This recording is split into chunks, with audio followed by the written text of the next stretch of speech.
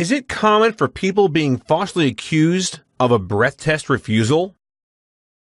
Attorney Michael Munoz says, yes, I have seen that. And that's usually because the police officer believes the person either wasn't complying with their request, the police officer might have been very impatient, or not wanted to wait for the person's response. I have seen situations where people flatly just did not refuse, but it comes back and it says they did refuse. Some examples, and some of the most common examples, are when people are upset. They're very common when someone gets arrested for a DUI, that they're distraught, upset, crying. When they're taken back to the situation sometimes, they're very upset and they're crying. The officer says, hey, I need to read this to you before I take a blood test. Then they ask for consent. The person might say, well, I want to read this first, or I want to stop crying. Give me a second. Sometimes when an officer is impatient, he'll just say, well, never mind.